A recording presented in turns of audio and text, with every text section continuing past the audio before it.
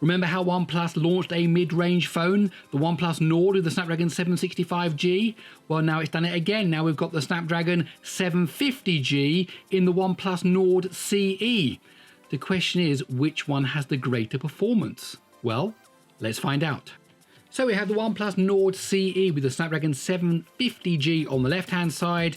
We have the OnePlus Nord with the Snapdragon 765G from 2020 on the right-hand side. Now this should be an interesting match because the 750G obviously is lower down the range than the 765G, but as you can see already, it's into the SQL light test, out of it first into the JSON test. It's actually got a better CPU. It's got 2 Cortex A77 cores and then 6 Cortex A55 cores, whereas the Snapdragon 765G has got 2 Cortex A76 cores, so a generation before, and then also those Cortex A55 cores. But when it comes to the GPU, we've got the Adreno 619 in the Nord CE and the Adreno 620 in the original Nord. So this could be a battle between CPU and GPU, but still we're seeing the Nord CE is in the lead, is now into the 16 thread test.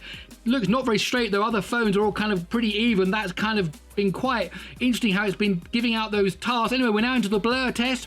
It's the beginning of the mixed CPU GPU part of SpeedTest G, and so now is the Nord on the right hand side also into the blur test. However, the lead is still being maintained by the Nord CE as it's now into the infinite scrolling list. Coming up is the smoke particle test, where we're going to see frame rates for 2D graphics. This is going to be interesting, see what we get on both the left and the right hand side as we come now through the smoke particle test. On the left hand side, what's it going to be? 19 frames a second. What we're going to get on the right hand side, let's have a look.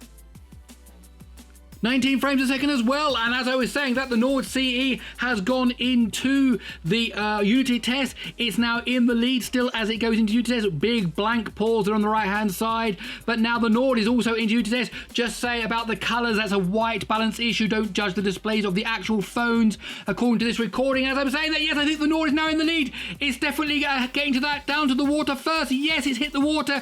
It's going to swing right. Only now is the Nord CE going down to the water, so the Nord has taken the lead.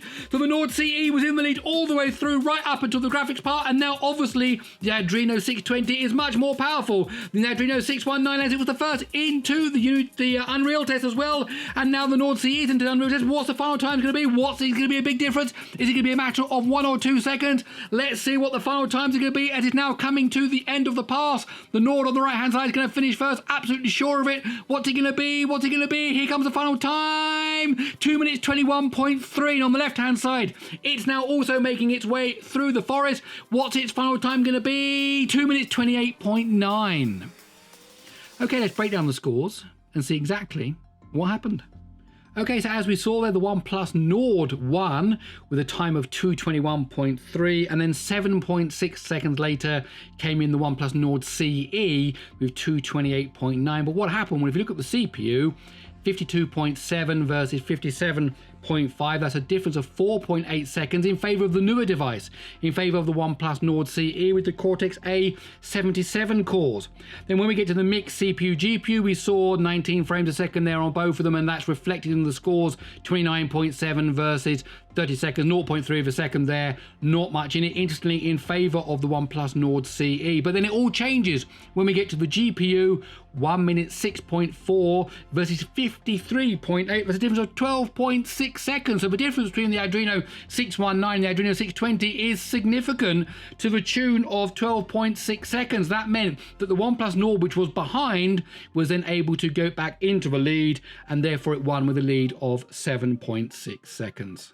Okay, that's it. My name's Gary Sims. This is SpeedTest G. I really hope you enjoyed this video. If you did, please do give it a thumbs up. And if you like these kind of videos, why not stick around by subscribing to the channel?